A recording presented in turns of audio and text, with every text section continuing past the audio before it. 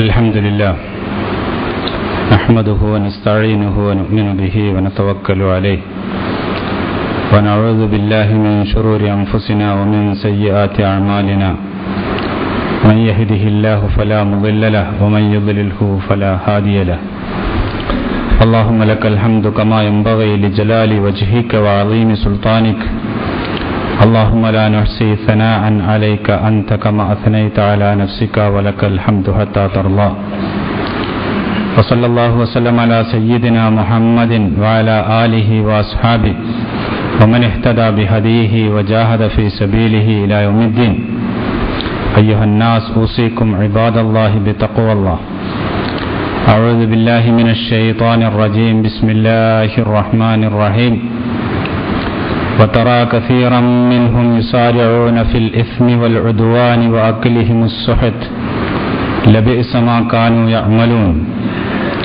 لولا ينهاهم الربانيون والأحبار عن قولهم الإثم وأكلهم السحت لبئس ما كانوا يصنعون صدق الله العلي العظيم. ബഹുമാന്യരായ സഹോദരി സഹോദരന്മാരെ, അല്ലാഹു സുബ്ഹാനഹു വ തആലയെ സൂക്ഷിച്ചുകൊണ്ടും ഭയന്നുകൊണ്ടും അവൻ്റെ കൽപ്പനകൾ പാലിച്ചുകൊണ്ടും ജീവിക്കണമെന്ന് ആദ്യമായി ഓർമ്മപ്പെടുത്തുകയാണ്. ഇന്ന് പത്രങ്ങളിലും ചാനലുകളിലുമൊക്കെ നിറഞ്ഞു നിൽക്കുന്ന വിഷയം ആൾദൈവങ്ങളെ സംബന്ധിച്ചുള്ള ചർച്ചകളും പ്രതിപാദനങ്ങളുമാണ്. എല്ലാ പത്രങ്ങളും എല്ലാ ചാനലുകളും ഈ വിഷയത്തെ സംബന്ധിച്ചുള്ള വിശദാംശങ്ങളാണ് ഓരോ ദിവസവും നമ്മുടെ മുന്നിൽ അവതരിപ്പിച്ചുകൊണ്ടിരിക്കുന്നത്. പുതിയ പുതിയ സ്വാമിമാരും സന്യാസിമാരും സിദ്ധന്മാരും ഒക്കെ അവരുടെ മുഖംമൂടി അടർന്നു വീണ് നഗ്നരാക്കപ്പെട്ടുകൊണ്ടിരിക്കുന്ന ഒരു സാഹചര്യമാണ് ഇന്ന് ഉള്ളത്. ഈ സന്ദർഭത്തിൽ എന്തുകൊണ്ടാണ് ഇങ്ങനെയൊക്കെ സംഭവിക്കുന്നത്, അതിൻ്റെ അടിസ്ഥാനപരമായ കാരണം എന്താണ് എന്നതിനെ സംബന്ധിച്ചും മുസ്ലിമീങ്ങൾ ഇസ്ലാമിക ആദർശത്തിൽ വിശ്വസിക്കുന്നവർ എന്ന നിലക്ക് ഇത്തരം കാര്യങ്ങളെ സംബന്ധിച്ച് നമ്മുടെ സമീപനവും നമ്മുടെ നിലപാടും എങ്ങനെ ആയിരിക്കണം എന്നതിനെ സംബന്ധിച്ചുമൊക്കെ നാം അല്പം ആലോചിക്കുന്നത് ഉചിതമായിരിക്കും. പണ്ടുമുതൽ തന്നെ മനുഷ്യനെ പിടികൂടിയ ഒരു തെറ്റിദ്ധാരണയും അവനെ വഴിപഴപ്പിച്ചിരുന്ന ഒരു വിശ്വാസവുമാണ് അള്ളാഹുവിൻ്റെ പ്രീതി നേടാൻ സഹായകമാകുന്ന തരത്തിലുള്ള ചില കുറുക്കുവഴികളെ സംബന്ധിച്ച് അവന്റെ വിശ്വാസവും, അങ്ങനെ ചില മധ്യവർത്തികളിലൂടെ ദൈവത്തിലേക്ക് എത്തിച്ചേരാം, ദൈവത്തിന്റെ പ്രീതി സമ്പാദിക്കാം എന്ന തരത്തിലുള്ള വിശ്വാസവും. ഇത് ഒരു പൈശാചികമായ വിശ്വാസമാണ്. ഇസ്ലാം ഒരിക്കലും അംഗീകരിച്ചു കൊടുക്കാത്ത തരത്തിലുള്ള വിശ്വാസവുമാണ്. മാ നഅ്ബുദുഹും ഇല്ലാ ലിയുഖർരിബൂന ഇലല്ലാഹി സുൽഫ, അവരുടെ ന്യായം അതായിരുന്നു എന്ന് വിശുദ്ധ ഖുർആൻ നമുക്ക് പറഞ്ഞു തരുന്നുണ്ട്. ഞങ്ങൾ പല തരത്തിലുള്ള ദൈവങ്ങൾ, ആൾദൈവങ്ങൾ, സിദ്ധന്മാർ, സന്യാസിമാർ, പുണ്യപുരുഷന്മാർ, ഇങ്ങനെയൊക്കെയുള്ള ആളുകളെ ആദരിക്കുകയും ബഹുമാനിക്കുകയും ആരാധിക്കുകയും പൂജിക്കുകയും അവരെ സമീപിക്കുകയും അവരോട് ആവശ്യങ്ങൾ പറയുകയും അവരോട് പ്രാർത്ഥിക്കുകയും അവരെ വിളിച്ച് സഹായം തേടുകയും ഒക്കെ ചെയ്യുന്നത് എന്തിനു വേണ്ടിയാണ്? ഇല്ലാലിൻ യുഖർരിബൂന ഇലല്ലാഹി സുൽഫ, അള്ളാഹുവിലേക്ക് ഞങ്ങളെ അവരടുപ്പിക്കും എന്നുള്ള വിശ്വാസത്തോടു കൂടിയാണ്. അപ്പോൾ അള്ളാഹുവിലേക്ക് ഞങ്ങൾക്ക് അടുക്കാൻ നേരിട്ട് കുറച്ച് പ്രയാസങ്ങളുണ്ട്. അപ്പൊ ഇവരിലൂടെ അള്ളാഹുവിന്റെ പ്രീതിയിലേക്ക് എത്തിച്ചേരാം എന്ന വിശ്വാസമാണ് അവർക്കുള്ളത്. അതുകൊണ്ട് നേർക്കുനേരെ സാധിക്കാത്ത കാര്യം മറ്റുള്ളവർ വഴിയായിട്ട് അവർ മുഖേന സാധിപ്പിച്ചെടുക്കുക എന്നുള്ളതാണ് അവർ സ്വീകരിച്ച രീതി. ഈ വിശ്വാസത്തിന് ഘടകവിരുദ്ധമാണ് ഇസ്ലാം. ഇസ്ലാമിൽ അല്ലാഹു സുബ്ഹാനഹു വ തആല ദൈവമായിട്ട് അവൻ ഒന്നേ ഉള്ളൂ. അവന് മാത്രമേ മനുഷ്യന് എന്തെങ്കിലും ചെയ്യാൻ, അവന്റെ ആവശ്യങ്ങൾ നിറവേറ്റിക്കൊടുക്കാൻ, അവനെ രക്ഷിക്കാൻ സാധിക്കുകയുള്ളൂ. മറ്റുള്ളവരെല്ലാം തന്നെ അവന്റെ സൃഷ്ടികളാണ്.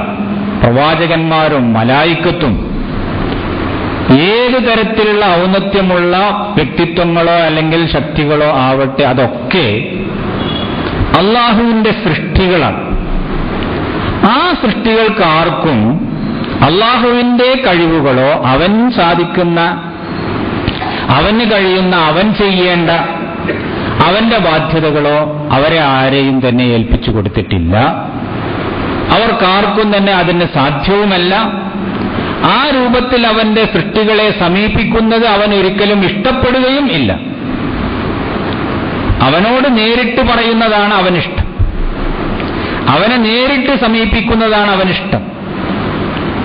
ഏറ്റവും കളങ്കം പറ്റിയ ഒരു ദാസൻ പോലും, ഏറ്റവും പാപിയായ ഒരടിമ പോലും തന്നിലേക്ക് ഖേദിച്ചു മടങ്ങി പശ്ചാത്തപിക്കുന്നത് അവന് ഏറെ സന്തോഷകരമാണ്. അത് സ്വീകരിക്കാൻ മറ്റാരുടെയും ഒരു ശുപാർശയോ അവരുടെ ഒരു മധ്യവർത്തിത്വമോ അല്ലെങ്കിൽ മറ്റു രൂപത്തിലുള്ള അവരുടെ ഇടപെടലുകളോ ആവശ്യമില്ല. അത് അള്ളാഹു അംഗീകരിക്കുകയുമില്ല. ഇത് പറഞ്ഞുകൊണ്ട് അല്ലാഹു സുബ്ഹാനഹു വ തആല ഈ സൃഷ്ടിപൂജയുടെ എല്ലാ വേരുകളും അറുത്തുകളയുന്നു. സൃഷ്ടികളോട് ഈ രൂപത്തിലുള്ള ഒരു സമീപനം ഒരു നിലക്കും ഉണ്ടാവാൻ പാടില്ല. അതവൻ അംഗീകരിക്കുകയില്ല, അതവന് തൃപ്തികരമല്ല. ഈ രൂപത്തിൽ ആ കാര്യം വളരെ വ്യക്തമായി സംശയത്തിനും ആശങ്കക്കും പഴുതില്ലാത്ത രീതിയിൽ അല്ലാഹു സുബ്ഹാനഹു വ തആല വ്യക്തമാക്കുന്നു. അവന്റെ ഏറ്റവും അടുത്ത ദാസന്മാരെ പോലും ഇങ്ങനെയുള്ള കഴിവുകൾ അവർക്ക് ആരോപിക്കുന്നതും അവർക്ക് ചാർത്തിക്കൊടുക്കുന്നതും അവർക്കതൊക്കെ സാധിക്കുമെന്ന് വിശ്വസിക്കുന്നതും അല്ലാഹു സുബ്ഹാനഹു വ തആല ഒരിക്കലും അംഗീകരിക്കാത്ത കാര്യമാണ്, ചോദ്യം ചെയ്യുന്ന കാര്യമാണ്. ഈസാ നബി അലൈഹിസ്സലാമയെ പരലോകത്തിൽ വെച്ച് അല്ലാഹു സുബ്ഹാനഹു വ തആല ചോദ്യം ചെയ്യും എന്ന് വിശുദ്ധ ഖുർആൻ പറഞ്ഞിട്ടുണ്ട്. അഅൻത ഖുൽത ലിന്നാസ് ഇത്തഖിദൂനി വ ഉമ്മിയ ഇലാഹൈനി മിൻ ദൂനില്ലാഹ്, എന്നെയും എന്റെ മാതാവിനെയും അല്ലാഹുവിനെ കൂടാതെ ഇലാഹുകളാക്കണമെന്ന് നീ പറഞ്ഞോ എന്ന് ഈസാ നബി അലൈഹിസ്സലാമയോട് അല്ലാഹു സുബ്ഹാനഹു വ തആല ചോദിക്കും എന്ന് വിശുദ്ധ ഖുർആൻ ആ ക്രൈസ്തവ വിശ്വാസത്തെ ഖണ്ഡിച്ചുകൊണ്ട് പറയുന്നുണ്ട്. എന്നെയും എന്റെ മാതാവിനെയും, അവർ രണ്ടുപേരും അള്ളാഹുവിന്റെ ഏറ്റവും പ്രിയപ്പെട്ട ദാസന്മാരാണ്, അള്ളാഹുവിന് ഏറ്റവും അടുത്തവരാണ്, അള്ളാഹുവിന്റെ പ്രവാചകനാണ്. അല്ലാഹു സുബ്ഹാനഹു വ തആല ഒരു മുഅ്ജിസത്ത് എന്നുള്ള രൂപത്തിൽ പ്രത്യേകമായ രീതിയിൽ സൃഷ്ടിച്ച വ്യക്തിയാണ് ഈസാ നബി അലൈഹിസ്സലാം. ആ ഈസാ നബിയെ അള്ളാഹു ചോദ്യം ചെയ്യുകയാണ്. അഅൻത ഖുൽത ലിന്നാസ്, ജനങ്ങളോട് ഇങ്ങനെ ഒരു കാര്യം നീ പറഞ്ഞു, എന്നെയും എന്റെ മാതാവിനെയും ഇലാഹുകളാക്കണം എന്ന്. ഈസാ നബി അലൈഹിസ്സലാം വളരെ വിനയത്തോടുകൂടി ഭവ്യതയോടുകൂടി അല്ലാഹു സുബ്ഹാനഹു വ തആലയോട് മറുപടി പറയും എന്നും വിശുദ്ധ ഖുർആനിൽ നമുക്ക് രേഖപ്പെടുത്തി തന്നിട്ടുണ്ട്. ഇൻ കുൻതു ഖുൽതുഹു ഫഖദ് അലിംത തഅലമു മാ ഫീ നഫ്സി വലാ അഅലമു മാ ഫീ നഫ്സിക്. സുബ്ഹാനക, അല്ലാഹുവേ നീ പരിശുദ്ധൻ, ഞാൻ അഥവാ അങ്ങനെ പറഞ്ഞോ പറഞ്ഞിട്ടില്ലയോ എന്ന് നിനക്ക് തന്നെ അറിയാമല്ലോ. ഇൻ കുൻതു ഖുൽതുഹു ഫഖദ് അലിംത, അഥവാ ഞാൻ അങ്ങനെ പറഞ്ഞു, എന്നിൽ നിന്നൊരു തെറ്റ് സംഭവിച്ചോ എന്ന് നിനക്കല്ലേ ഏറ്റവും അറിയുന്നവൻ. അപ്പൊ ഒരിക്കലും പറയാൻ പാടില്ലാത്തതും എന്നിൽ നിന്ന് സംഭവിക്കാത്തതുമായ ഒരു കാര്യമാണ് അത് എന്ന് ഈസാ നബി അലൈഹി സ്വലാം എടുത്തു പറയും എന്നാണ് പരിശുദ്ധ ഖുർആൻ നമുക്ക് വെളിപ്പെടുത്തി തരുന്നത്. അപ്പൊ ആ രീതിയിൽ എല്ലാ തരത്തിലുള്ള ദിവ്യത്വത്തിന്റെയും ചരടുകൾ പൊട്ടിച്ചെറിയുക, കത്തിവെച്ച് അത് മുറിച്ചു കളയുക എന്നുള്ളതാണ് ഇസ്ലാമിന്റെ രീതിയും സ്വഭാവവും. അതുകൊണ്ട് ഈ ഇസ്ലാമിൽ പൗരോഹിത്യം എന്ന് പറയുന്ന ഒന്നില്ല. അതിൽ അള്ളാഹുവിനോട് ഏറ്റവും അടുത്തവർ, അവർ മുഖേന കാര്യങ്ങൾ സാധിപ്പിച്ച് കിട്ടാൻ സഹായിക്കുന്നവർ, അള്ളാഹു സുബ്ഹാനഹു തആലയിൽ നിന്ന് പല കാര്യങ്ങളും അവർ മുഖേന നടത്തിക്കൊണ്ടിരിക്കുന്നവർ, ഇങ്ങനെ ഒരു വിഭാഗമില്ല. ലാ റഹ്ബാനിയത ഫിൽ ഇസ്ലാം, ഇസ്ലാമിൽ അങ്ങനെ ഒരു പൗരോഹിത്യമേ ഇല്ല എന്നാണ് ഇസ്ലാമിന്റെ അടിസ്ഥാന പ്രമാണങ്ങൾ നമ്മെ പഠിപ്പിക്കുന്നത്. പൗരോഹിത്യം, പുരോഹിതന്മാർ എന്ന് പറയുന്ന ഒരു വിഭാഗം, അള്ളാഹുവിന്റെ പ്രത്യേകമായ പദവിയും സ്ഥാനവുമൊക്കെയുള്ള ഔലിയാക്കൾ എന്ന് പറഞ്ഞുകൊണ്ട് അവരെ ഒരു പ്രത്യേക വിഭാഗത്തെ തെരഞ്ഞെടുത്ത് അവരിലൂടെ കാര്യങ്ങൾ സാധിക്കുക, അവർക്കൊരു പ്രത്യേക പദവി, അവരെ സമീപിക്കുക, അവരോട് ആവശ്യങ്ങൾ പറയുക, അവരെ ബഹുമാനിക്കുക, അവരിൽ ദിവ്യത്വം ആരോപിക്കുക, ഇങ്ങനെ ഒരു രീതി ഇസ്ലാമിൽ ഇല്ല. വറഹ്ബാനിയത്തൻ ഇബ്തദഊഹ മാ കതബ്നാഹ അലൈഹിം ഇല്ല ഇബ്തിഗാഅ റിദ്വാനില്ലാഹ്. റഹ്ബാനിയത്ത് എന്ന് പറയുന്ന ഈ പൗരോഹിത്യം അവർ പുതുതായി കണ്ടുപിടിച്ചതാണ്, അള്ളാഹു അവർക്ക് നിർബന്ധമാക്കിയതല്ല. പൗരോഹിത്യം എന്ന് പറയുന്ന ഒരു ജീവിത ശൈലിയും കുറെ പുരോഹിതന്മാരും അങ്ങനെ ഒരു രീതിയും സമ്പ്രദായവും ഒക്കെ അവർ സ്വന്തമായി ഉണ്ടാക്കിയതാണ്. മാ കതബ്നാഹ അലൈഹിം, അള്ളാഹു പറയുകയാണ് നാം അത് അവരോട് കൽപ്പിച്ചതല്ല, അവർ സ്വന്തമായി കണ്ടുപിടിച്ച ഒന്നാണ്. ഈ രീതിയിലുള്ള ഒരു സമ്പ്രദായം യഥാർത്ഥത്തിൽ അല്ലാഹു സുബ്ഹാനഹു വ തആലയുടെ ഒരു ദീനിലും ഇല്ല. അല്ലാഹുവിങ്കൽ നിന്ന് നൽകിയ ഒരു സന്ദേശത്തിലും ആ രൂപത്തിലുള്ള ഒരു കൽപ്പനയോ നിർദ്ദേശമോ അങ്ങനെയുള്ള ഒരു സ്വഭാവമോ കാണാൻ സാധ്യമല്ല. ആദം നബി അലൈഹിസ്സലാം മുതൽ മുഹമ്മദ് നബി സല്ലല്ലാഹു അലൈഹി വസല്ലം വരെയുള്ള എല്ലാ കാലഘട്ടങ്ങളിലും അല്ലാഹു സുബ്ഹാനഹു വ തആലയുടെ ദൂതന്മാരും അമ്പിയാക്കളും വന്നുകൊണ്ട് പഠിപ്പിച്ചത് ഏകനായ അള്ളാഹുവിനെ ഭയന്ന് അവനെ വണങ്ങി അവന് കീഴ്പ്പെട്ട് അവന്റെ കൽപ്പനകൾ അനുസരിച്ചുകൊണ്ട് ജീവിക്കണം, അവനോട് മാത്രമേ ദിവ്യത്വം, അവനോട് മാത്രമേ ആരാധന, അവനോട് മാത്രമേ പരമമായ വണക്കവും കീഴ്പ്പെടലും പാടുള്ളൂ. ഈ കാര്യമാണ് പഠിപ്പിച്ചത്. ഇതിൽ നിന്ന് വ്യതിചലിച്ചുകൊണ്ട് മനുഷ്യർ മധ്യവർത്തികളെ സ്വീകരിക്കാൻ തുടങ്ങുകയും അത് എല്ലാ മതവിഭാഗങ്ങളിലുമുണ്ട്. ഈ വ്യതിയാനം എന്ന് പറയുന്നത് പൈശാചികമായ ഒരു വ്യതിയാനമാണ്. പിശാച് ആളുകളെ തെറ്റിദ്ധരിപ്പിച്ചുകൊണ്ട് അല്ലെങ്കിൽ വഴിപഴപ്പിച്ചുകൊണ്ട് സ്വീകരിച്ച ഒരു രീതിയാണ് ഈ വ്യതിയാനം. ഈ വ്യതിയാനം എല്ലാ മതങ്ങളിലും കാണാം. ഒരു പ്രത്യേക ഇടനിലക്കാരായ ആളുകൾ, ആത്മീയ പുരുഷന്മാര് അല്ലെങ്കിൽ ആധ്യാത്മിക വര്യന്മാർ, സൂഫി വര്യന്മാർ എന്നൊക്കെ നമ്മൾ വിശേഷിപ്പിച്ചുകൊണ്ട് അവർക്ക് പ്രത്യേകമായി എന്തൊക്കെയോ അധികാരങ്ങൾ, എന്തൊക്കെയോ കഴിവുകൾ അല്ലാഹു സുബ്ഹാനഹു വ തആല പ്രത്യേകമായി കൊടുത്ത അല്ലെങ്കിൽ പ്രത്യേകമായി അവർക്ക് അനുവദിച്ച എന്തൊക്കെയോ സ്വാതന്ത്ര്യങ്ങൾ, ഇങ്ങനെയൊക്കെയുള്ള കുറെ രീതികൾ അവർക്ക് അംഗീകരിച്ചു കൊടുക്കുകയും അവരെ മനുഷ്യന്റെ ഉപരിവർഗമായിക്കൊണ്ട് വേറെ ഒരു വിഭാഗമായിക്കൊണ്ട് കണ്ട് അവരിലൂടെ പുണ്യം നേടുക, അവരുടെ സഹായം തേടുക, അവരെ ആവശ്യത്തിന് സമീപിക്കുക, അവരെ പുണ്യപുരുഷന്മാരും ദൈവ്യാത്മാക്കളുമായിക്കൊണ്ട് പരിഗണിക്കുക, ഇങ്ങനെയുള്ള ഒരു സ്വഭാവം ഇത് എല്ലാ ജാതികളിലും നമുക്ക് കാണാൻ സാധിക്കുന്നതാണ്. ചിലര് അല്ലാഹു സുബ്ഹാനഹു വ തആലയോടുള്ള ഭയപ്പാടിന്റെ അടിസ്ഥാനത്തിൽ അല്ലെങ്കിൽ അവനോടുള്ള പേടിയുടെയും വിധേയത്വത്തിന്റെയും അടിസ്ഥാനത്തിൽ ആത്മീയ കാര്യങ്ങളിൽ കൂടുതൽ മുഴുകി അങ്ങനെ ജീവിതത്തെ സംസ്കരിക്കാൻ ശ്രമിച്ച ആളുകൾ ഉണ്ടായിരിക്കും. ചരിത്രത്തിൽ പലരും അങ്ങനെ കഴിഞ്ഞു പോയിട്ടുണ്ട്. അള്ളാഹുവിന്റെ പ്രീതി ലക്ഷ്യമാക്കിക്കൊണ്ട് കൂടുതൽ കൂടുതൽ അമലുകൾ ചെയ്തുകൊണ്ട് അള്ളാഹുവിന്റെ ഇബാദത്തിലും ദിക്റുകളിലും ദുആകളിലും ഒക്കെ സമയം വിനിയോഗിക്കാനും ലൗകികമായ മറ്റു തരത്തിലുള്ള കാര്യങ്ങളിൽ നിന്നൊക്കെ വേറിട്ടുകൊണ്ടുള്ള ഒരു ആത്മീയ ജീവിതം നയിക്കാനുമൊക്കെ ശ്രമിച്ച ആളുകൾ ഉണ്ട്. അവരെ സംബന്ധിച്ചിടത്തോളം അവരിങ്ങനെ കപട സന്യാസിമാരോ അല്ലെങ്കിൽ കപട ദൈവങ്ങളോ അല്ലെങ്കിൽ കപട ഭക്തി കാണിക്കുന്നവരോ ആയിരുന്നില്ല. പല ആളുകളും അവരെ സംബന്ധിച്ചിടത്തോളം അത് അള്ളാഹുവിലേക്ക് അടുക്കാനുള്ള ഒരു പുണ്യമാർഗമായി കൊണ്ട് സ്വീകരിക്കുകയും ലൗകിക കാര്യങ്ങളിൽ നിന്നൊക്കെ വേറിട്ടുകൊണ്ടുള്ള ഒരു ജീവിതം അവർ തിരഞ്ഞെടുക്കുകയും ചെയ്തവരാണ്. അവർ കള്ളന്മാരോ അല്ലെങ്കിൽ ഈ രൂപത്തിലുള്ള വഞ്ചകന്മാരോ തട്ടിപ്പുകാരോ ആയിരുന്നില്ല.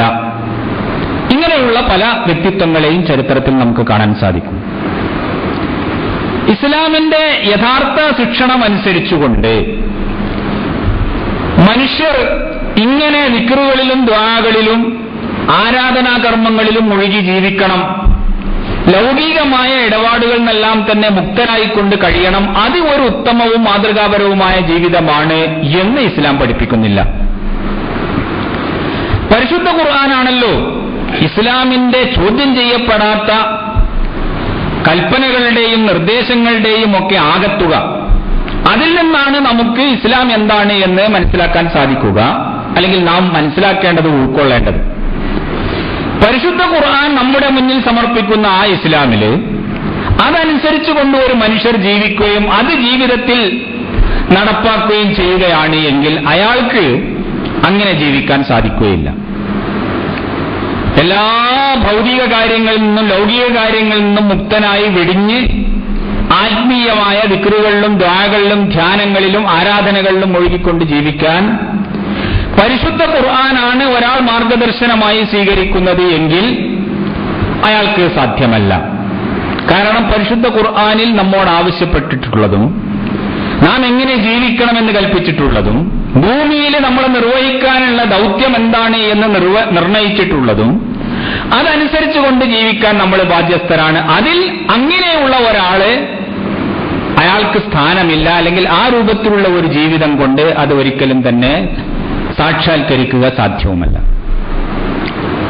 ഇനി ഒരാള് കാലാവസ്ഥ മാറി, ലോകം മാറി, ലോകം മുഴുവൻ തന്നെ തിന്മകൾ നിറഞ്ഞു നിൽക്കുകയാണ്, ഇതിൽ നിന്ന് വേർപെട്ടുകൊണ്ട് ആത്മീയമോ അല്ലെങ്കിൽ ആ രൂപത്തിലുള്ള ആധ്യാത്മികമോ ആയ ഒരു ജീവിതം നയിക്കാൻ ഇതിൽ നിന്നൊക്കെ വേറിട്ടു പോകുന്നതാണ് നല്ലത് എന്ന സതുദ്ദേശത്താൽ അങ്ങനെയുള്ള ഒരു ജീവിതം നയിക്കുന്നുണ്ട് എങ്കിൽ അയാളുടെ കാര്യം അള്ളാഹുവിനെ അറിയും. അയാളെ സംബന്ധിച്ചിടത്തോളം അതിന് എന്തെങ്കിലും ന്യായങ്ങളോ അല്ലെങ്കിൽ അതിന് ഏതെങ്കിലും തരത്തിലുള്ള സാധൂകരണങ്ങളോ ഉണ്ടായേക്കാം. പക്ഷെ അല്ലാഹു സുബ്ഹാനഹു വ തആല നമ്മുടെ മുന്നിൽ സമർപ്പിച്ചതും പ്രവാചകൻ തിരുമേനി സല്ലല്ലാഹു അലൈഹി വസല്ലം നമുക്ക് പ്രാവർത്തികമായി കാണിച്ചു തന്നതുമായ ആ ദീനുൽ ഇസ്ലാം ഇങ്ങനെയുള്ള ഒരു വിഭാഗത്തെ വാർത്തെടുക്കുകയോ അത് മാതൃകാപരമായ ഒരു ജീവിതമായി അംഗീകരിക്കുകയോ ചെയ്യുന്നില്ല. ഇങ്ങനെ നല്ലവരായ ആളുകൾ ചരിത്രത്തിൽ പലതും കഴിഞ്ഞു പോയിട്ടുണ്ട്. പല മഹാവ്യക്തിത്വങ്ങളെയും ചരിത്രത്തിൽ ആ രൂപത്തിൽ അനുസ്മരിക്കുകയും ചെയ്യുന്നുണ്ട്. അവരതോടൊപ്പം തന്നെ അവരുടെ ദീനീയായ ബാധ്യതകളും നിറവേറ്റിയവരുമുണ്ട് എന്ന് ചരിത്രം പരിശോധിച്ചാൽ നമുക്ക് കാണാൻ സാധിക്കും. അള്ളാഹുവിന്റെ ദീനിലേക്കുള്ള പ്രബോധനം, ജനങ്ങളെ അള്ളാഹുവിന്റെ ദീനിലേക്ക് ക്ഷണിക്കുക, അതിന്റെ സന്ദേശങ്ങൾ അവർക്ക് പകർന്നു കൊടുക്കുക, അവർക്ക് ഇസ്ലാമികമായ ശിക്ഷണങ്ങൾ നൽകുക, ഈ രൂപത്തിലൊക്കെ ധാരാളമായി പ്രവർത്തിച്ച ഇങ്ങനെയുള്ള ആളുകളെ നമുക്ക് കാണാം. അവരിലൂടെ ഇസ്ലാം ഒരുപാട് മേഖലകളിലേക്ക് പ്രചരിക്കുകയും വ്യാപിക്കുകയും ഒക്കെ ചെയ്തതും ചരിത്രമാണ്. പക്ഷെ ഇങ്ങനെ ഈ രൂപത്തിൽ അള്ളാഹുവിനെ ഭയപ്പെട്ടുകൊണ്ട് ജീവിക്കുന്ന യഥാർത്ഥ ആത്മീയ ജീവിതം നയിച്ചുകൊണ്ടിരിക്കുന്ന ആളുകളുടെ കൂട്ടത്തിൽ കള്ളനാണയങ്ങൾ പ്രത്യക്ഷപ്പെട്ടുകൊണ്ടിരിക്കുകയും അത് ക്രമാതീതമായി വളർന്ന് ഇപ്പോൾ കള്ളനാണയം ഏതാണ് നല്ല നാണയം ഏതാണ് എന്ന് തിരിച്ചറിയാത്ത ഒരവസ്ഥയിലേക്ക് എത്തിപ്പെടുകയും ചെയ്തു എന്നുള്ളതാണ് ഇന്നത്തെ നമ്മുടെ ദാരുണമായ ദുരന്തം. ഇന്നത്തെ നമ്മുടെ അവസ്ഥ അങ്ങനെയാണ്. ഓരോ ദിവസവും വെളിപ്പെട്ടുകൊണ്ടിരിക്കുന്ന യാഥാർത്ഥ്യങ്ങൾ, അനാവരണം ചെയ്തുകൊണ്ടിരിക്കുന്ന സത്യങ്ങൾ, ഈ കപടന്മാരുടെ യാഥാർത്ഥ്യം നമ്മുടെ മുന്നിൽ ഇങ്ങനെ വെളിപ്പെടുത്തിക്കൊണ്ടിരിക്കുകയാണ്. പല ആളുകളും അങ്ങേയറ്റത്തെ തെമ്മാടികളും ദുർമാർഗികളും തോന്യാസികളുമാണ്. സന്യാസിമാരല്ല, തോന്യാസികളാണ്. അവരുടെ ജീവിതം എന്ന് പറഞ്ഞാൽ ചീഞ്ഞളിഞ്ഞതാണ്. അവരുടെ പൂർവകാല ചരിത്രം പരിശോധിച്ചാൽ അത് വളരെ ബോധ്യപ്പെടുന്നതുമാണ്. അങ്ങനെ ഇന്ന് സന്യാസം എന്ന് പറയുന്നതും സിദ്ധന്മാർ എന്ന് പറയുന്നവരുമായ ആളുകൾ ആരൊക്കെയാണ് എന്ന് നമ്മൾ പരിശോധിച്ചാൽ പലർക്കുമുള്ള ഏർപ്പാടുകൾ ഒന്നുകിൽ കള്ളക്കടത്തുകാരായിരിക്കും, അല്ലെങ്കിൽ കള്ളനോട്ടടിക്കുന്നവരായിരിക്കും, അല്ലെങ്കിൽ ആയുധ കച്ചവടക്കാരായിരിക്കും, അല്ലെങ്കിൽ പെൺവാണിഭക്കാരായിരിക്കും, അല്ലെങ്കിൽ മയക്കുമരുന്ന് വ്യാപാരികളായിരിക്കും, അല്ലെങ്കിൽ ഭൂമാഫിയകളായിരിക്കും. ഇങ്ങനെയുള്ള ഏറ്റവും ക്രൂരവും ഏറ്റവും വഷളവുമായ കുറ്റകൃത്യങ്ങൾ ചെയ്യുന്ന ആളുകളെയാണ് ഈ രംഗത്ത് നമുക്ക് കാണാൻ സാധിക്കുന്നത്. ഇങ്ങനെയുള്ള പല മേഖലകളിലും വിഹരിച്ച് അതൊക്കെ പരാജയപ്പെടുകയാണ് എന്ന് കാണുമ്പോൾ പെട്ടെന്ന് രക്ഷപ്പെടാനുള്ള ഒരു വിപണിയായി ആത്മീയതയുടെ വിപണി മാറിയിരിക്കുന്നു. അങ്ങനെയുള്ള ആളുകൾ, ഇന്നത്തെ ആളുകളുടെ ഒരു തരത്തിലുള്ള ആത്മീയതയുടെ ദാഹമുണ്ട്. ആ ആത്മീയതയുടെ ദാഹമാണ് അവർ ചൂഷണം ചെയ്തുകൊണ്ടിരിക്കുന്നത്.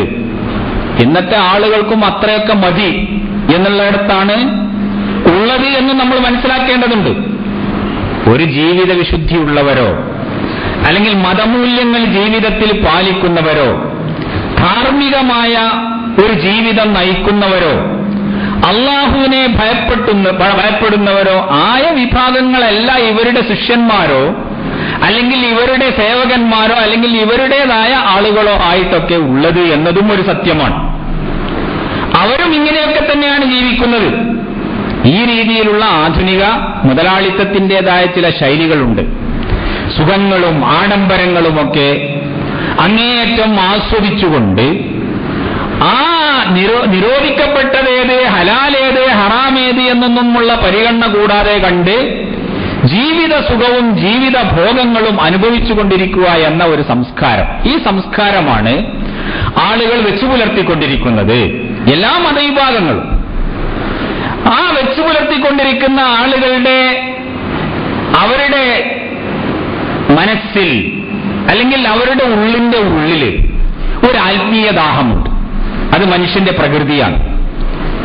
ഒരു ശക്തിയെ ഭയപ്പെടാനോ ഒരു ശക്തിയുടെ മുന്നിൽ കീഴ്പ്പെടാനോ അവനെ പൂജിച്ചുകൊണ്ടോ അല്ലെങ്കിൽ അവന് ഭവ്യതകളും അവന് അർപ്പണങ്ങളും ഒക്കെ സമർപ്പിച്ചുകൊണ്ടോ ഒക്കെയുള്ള ഒരു ആത്മീയതയുടേതായ ഒരു ദാഹം എല്ലാവരുടെയും പ്രകൃതിയിൽ ഊട്ടപ്പെട്ടതാണ്. അപ്പൊ അത് ശമിപ്പിക്കുന്നതിന് വേണ്ടി അത് സാധൂകരിക്കും അല്ലെങ്കിൽ അത് പൂർത്തീകരിക്കും എന്നുള്ള ഉദ്ദേശത്തിൽ ഇവർ ഇത്തരക്കാരായ ആളുകളെ സമീപിക്കുന്നു. ഇവർക്ക് വേണ്ടത് കുറച്ച് മനസ്സമാധാനം വേണം, അല്ലെങ്കിൽ അവരുടേതായ ചില ആവശ്യങ്ങളുണ്ട്, ആ ആവശ്യങ്ങൾ പൂർത്തീകരിച്ചു കിട്ടണം, അതിന് പറ്റുന്ന ഒരു ആശ്വാസ കേന്ദ്രം. ഈ രീതിയിലാണ് ഇത്തരം ആളുകളെയൊക്കെ ഇവർ കാണുന്നതും സമീപിക്കുന്നതും. അപ്പൊ ആ രൂപത്തില് ഇത്തരക്കാരായ ആളുകൾ ഇങ്ങനെയുള്ള വലിയ ഒരു മാർക്കറ്റ് അവരുടെ മുന്നിൽ കാണുകയും ഈ മാർക്കറ്റിനെ ചൂഷണം ചെയ്യാനുള്ള രീതികൾ എന്തൊക്കെയാണ് എന്ന് അവർ അതിന് മാർഗങ്ങൾ കണ്ടെത്തുകയും അത് അവർ സ്വീകരിച്ചു കൊണ്ടിരിക്കുകയും ചെയ്യുന്നു. അങ്ങനെ ഇവരിൽ നിന്ന് സമ്പത്ത് വസൂലാക്കേണ്ടതുണ്ട്. ഇവരുടെ പലതരത്തിലുള്ള അന്ധവിശ്വാസങ്ങളെയും ചൂഷണം ചെയ്തുകൊണ്ട് അവരുടെ ആവശ്യങ്ങളൊക്കെ നിവർത്തിച്ചു കൊടുക്കാൻ തങ്ങൾക്ക് സാധിക്കുമെന്നുള്ള ഒരു ധാരണ സൃഷ്ടിക്കുകയും ഇവരെ മാനസികമായി കീഴ്പ്പെടുത്തിക്കൊണ്ടിരിക്കുകയും ചെയ്യുന്ന ഒരു രീതിയാണ് ഇന്ന് നമുക്ക് കാണാൻ സാധിക്കുന്നത്.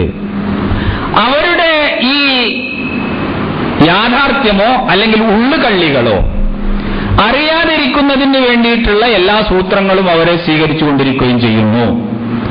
അപ്പോ ഒന്നുകിൽ അവരുടെ ഈ തരത്തിലുള്ള ഈ ദുഷ്ട അല്ലെങ്കിൽ വൃത്തികെട്ട രീതിയിലുള്ള ഈ പ്രവർത്തനങ്ങളിൽ പല ആളുകളെയും പങ്കാളികളാക്കി തീർക്കുന്നു.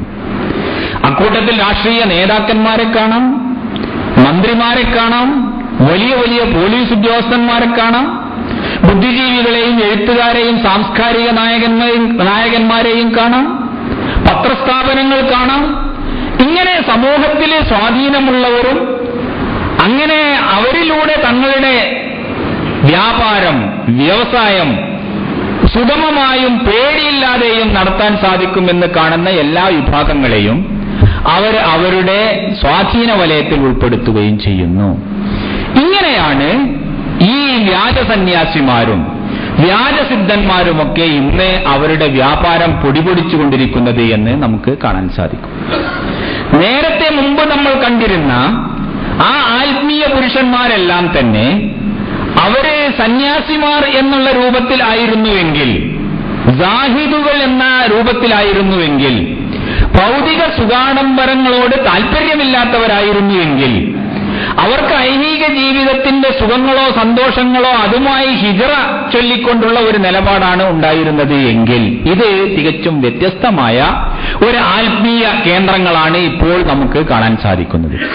ഇവർക്ക് ഏറ്റവും അധികം ആർത്തിയും ഏറ്റവുമേറെ അടുപ്പവുമുള്ള ഇത്തരത്തിലുള്ള കാര്യങ്ങളോടാണ്. സാമ്പത്തികമായ ലാഭം വേണം. അവർ കൊട്ടാരങ്ങളിലാണ് താമസിക്കുന്നത്.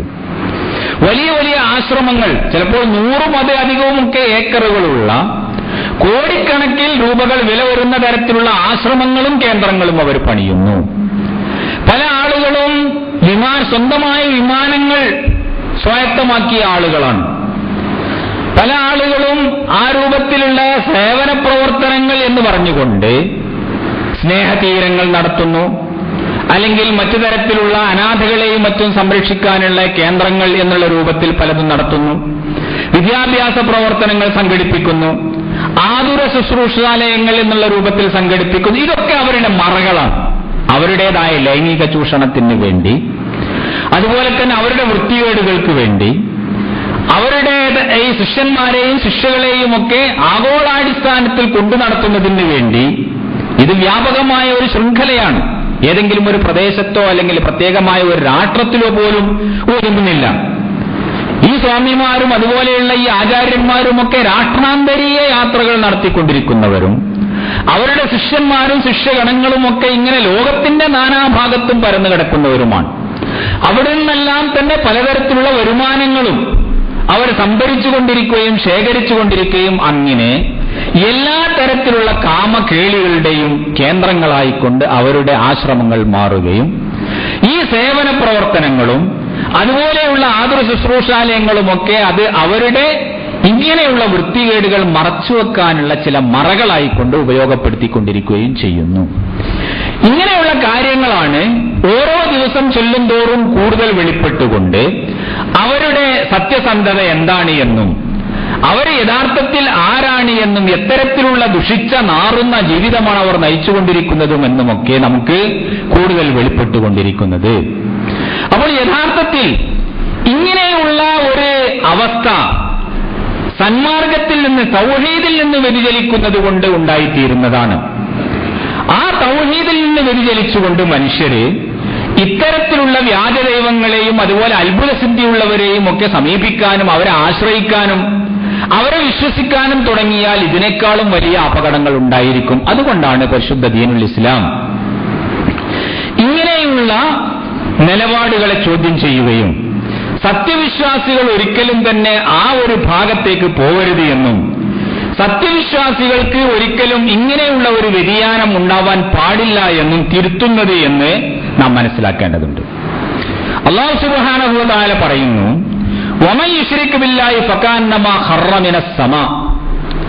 ആര് അല്ലാഹുവിൽ പങ്കു ചേർക്കുന്നുവോ, ആര് അല്ലാഹുവിനെ കൂടാതെ മറ്റ് ശക്തികളെ സങ്കല്പിക്കുകയും അവരോട് അവരുടെ ആവശ്യങ്ങൾ പറയുകയും അവരെ തങ്ങളുടെ ആവശ്യങ്ങളുടെ പൂർത്തീകരണത്തിനും ശമനത്തിനും വേണ്ടി സമീപിക്കുകയും ചെയ്യുന്നുവോ, ഫകഅന്നമാ ഖറ മിനസ് സമാ, അവൻ ആകാശത്തിൽ നിന്ന് വീഴുന്നവനെ പോലെയാണ്.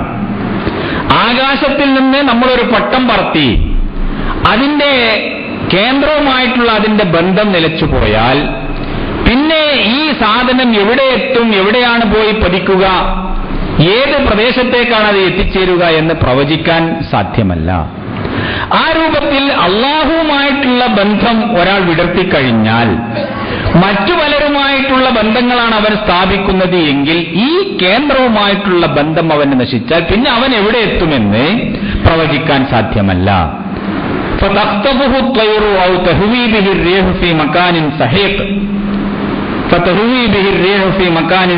ഒന്നുകിൽ അവനെ പക്ഷികൾ റാഞ്ചിക്കൊണ്ടുപോകും.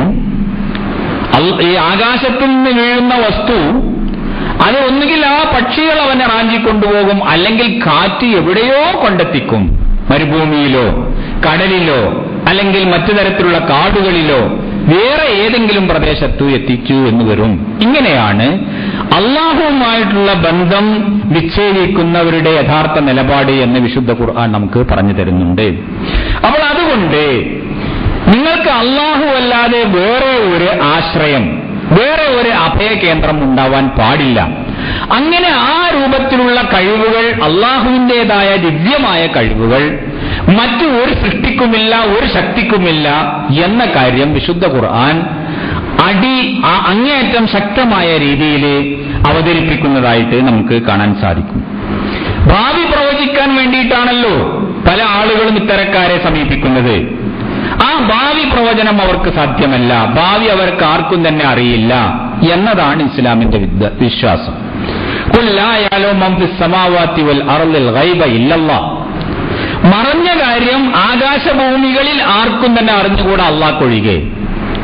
ശുദ്ധ ഖുർആൻ യാതൊരു ശങ്കയുമില്ലാതെ പറയുകയാണ്, ജ്യോത്സ്യനാവട്ടെ, ഗണികനാവട്ടെ, തങ്ങളാവട്ടെ, മൗലിയാവട്ടെ, അല്ലെങ്കിൽ മറ്റു തരത്തിലുള്ള മുല്ലമാരാവട്ടെ, യോഗിയാവട്ടെ, സിദ്ധനാവട്ടെ, ആരാവട്ടെ, ലാ യഅലമു മൻ ഫിസ് സമാവാതി, ആകാശങ്ങളിലും ഭൂമിയിലുമുള്ള ആർക്കും അറിഞ്ഞുകൂടാ അൽ ഗൈബ്, മറഞ്ഞ കാര്യങ്ങൾ ഇല്ലല്ലാഹ്, അള്ളാഹുവിനൊഴികെ.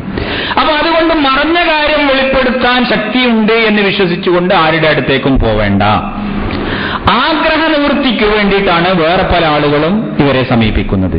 അവരവരുടെ ആഗ്രഹങ്ങളുണ്ട്, ആ ആഗ്രഹങ്ങളെ നേടിയെടുക്കുന്നതിന് വേണ്ടി ഇവരെ സമീപിക്കുന്നു. ആഗ്രഹങ്ങൾ നിങ്ങൾക്ക് ഉണ്ട് എങ്കിൽ നിങ്ങളുടെ ആവശ്യങ്ങള് നേടിത്തരാനുള്ള അതിന്റെ സ്വാഭാവികമായ മാർഗങ്ങൾ നിങ്ങൾ ഉപയോഗപ്പെടുത്തുക. എന്താണോ അതിന് ചെയ്യേണ്ടത് ഭൗതികമായ രീതിയിൽ, സോക്കേടുണ്ട് എങ്കിൽ ചികിത്സിക്കണം. ആ ചികിത്സക്ക് അപ്പുറമുള്ള ഒരു കാര്യം നിങ്ങൾക്ക് സാധിക്കണമെന്നുണ്ടെങ്കിൽ അത് അള്ളാഹ്ക്ക് മാത്രമേ സാധിക്കുകയുള്ളൂ, വേറെ ആർക്കും തന്നെ സാധ്യമല്ല. അതുപോലെ നിങ്ങളുടെ ഏതെങ്കിലും ആവശ്യങ്ങൾ നിങ്ങൾക്ക് നിവർത്തിച്ചു തരാൻ അല്ലാഹു സുബ്ഹാനഹു വ തആലക്ക് മാത്രമേ സാധിക്കുകയുള്ളൂ. നിങ്ങൾ അള്ളാഹുവിനെ കൂടാതെ ആരെ സമീപിക്കുന്നുവോ അവർക്കൊന്നും മാ യംലികൂന മിൻ ഖിത്മീർ, ഈത്തപ്പനയുടെ കുരു നമ്മൾ കണ്ടിട്ടുണ്ടായിരിക്കും.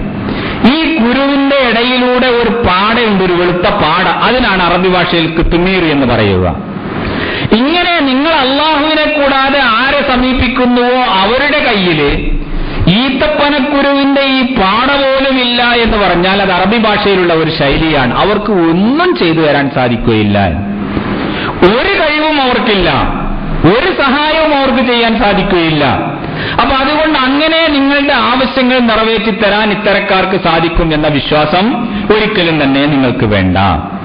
അതുപോലെ നിങ്ങൾക്ക് അഥവാ വല്ല രോഗങ്ങൾ വരികയാണെങ്കിൽ, രോഗങ്ങൾ വന്നാൽ നിങ്ങൾ ചികിത്സിക്കുക, പക്ഷെ അതിനപ്പുറം രോഗശാന്തിക്ക് വേണ്ടിയിട്ട് ഇത്തരക്കാരായ ആളുകളെയോ അവരുടെ കേന്ദ്രങ്ങളെയോ നിങ്ങൾ സമീപിക്കണ്ട. അത് അവർക്ക് സാധിക്കില്ല. വൈ യംസസ്ക ബിദുർരിൻ ഫലാ കാശിഫ ലഹു ഇല്ലാ ഹുവ വൈ യംസസ്കല്ലാഹു ബിദുർരിൻ ഫലാ കാശിഫ ലഹു ഇല്ലാ ഹുവ.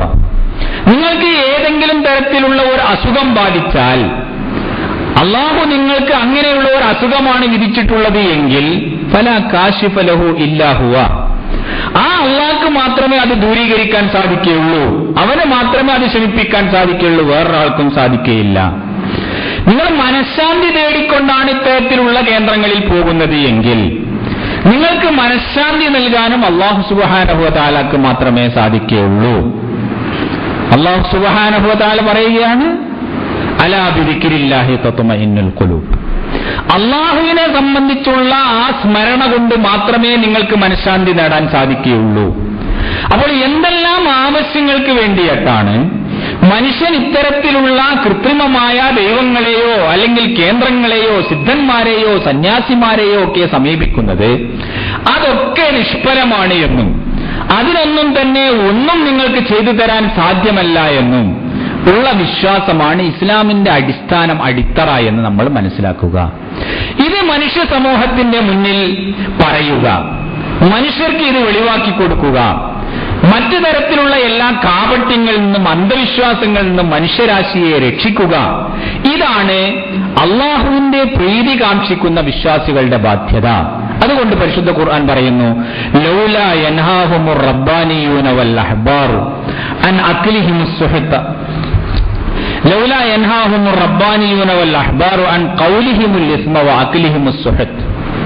എന്തുകൊണ്ടാണ് അള്ളാഹിനെ ഭയപ്പെട്ടുകൊണ്ട് ജീവിക്കുന്ന ആളുകളും മതപരമായ വിഷയങ്ങളെ സംബന്ധിച്ച് വിവരമുള്ള ആളുകളുമൊക്കെ ഇങ്ങനെയുള്ള ദുഷ്പ്രചാരവേലകളും തെറ്റായ പ്രവർത്തനങ്ങളും അന്യായമായ വസ്തുക്കൾ തിന്നു തീർക്കുന്ന അവരുടെ ഈ സ്വഭാവത്തെയും വിമർശിക്കുകയും അത് ജനങ്ങൾക്ക് വ്യക്തമാക്കി കൊടുക്കുകയും ചെയ്യാത്തത് എന്ന് അല്ലാഹു സുബ്ഹാനഹു വ തആല ചോദിക്കുന്നുണ്ട്. ഈ ചോദ്യത്തിനുള്ള മറുപടി വിശ്വാസികളുടെ ഭാഗത്തുനിന്ന് ഉണ്ടാവേണ്ട എല്ലാ മതവിശ്വാസികളും ഈ ധാർമ്മികമായ മൂല്യങ്ങൾ മുറുകെ പിടിച്ചുകൊണ്ട് ഇത്തരത്തിലുള്ള കള്ളനാണയങ്ങളുടെ അവരുടെ യാഥാർത്ഥ്യങ്ങൾ വെളിപ്പെടുത്തി ജനങ്ങളെ യഥാർത്ഥ ദൈവത്തിലേക്കും അവരുടെ സൃഷ്ടികർത്താവിലേക്കും തിരിച്ചു കൊണ്ടുവരുന്നതിന് വേണ്ടിയിട്ടുള്ള ശ്രമം നടത്തേണ്ടതുണ്ട്. ഇതാണ് അല്ലാഹു സുബ്ഹാനഹു വ തആല നിർബന്ധമാക്കിയിട്ടുള്ളത്. അപ്പോൾ അതുകൊണ്ട് നിലവിലുള്ള സാഹചര്യങ്ങളിൽ ഈ യഥാർത്ഥ തൗഹീദിന്റെ സന്ദേശം മനുഷ്യ സമുദായത്തിന് എത്തിച്ചു കൊടുക്കുക എന്നുള്ള ബാധ്യതയാണ് നാം നിർവഹിക്കേണ്ടത്. എങ്കിൽ മാത്രമേ ഇത്തരത്തിലുള്ള അപകടങ്ങളിൽ നിന്നും ആപത്തുകളിൽ നിന്നും ദുഷിച്ച സാമൂഹിക അന്തരീക്ഷത്തിൽ നിന്നും മോചനം നേടാൻ സാധിക്കുകയുള്ളൂ എന്ന് നമ്മൾ മനസ്സിലാക്കണം. അല്ലാഹു സുബ്ഹാനഹു വ തആല അനുഗ്രഹിക്കുമാറാകട്ടെ.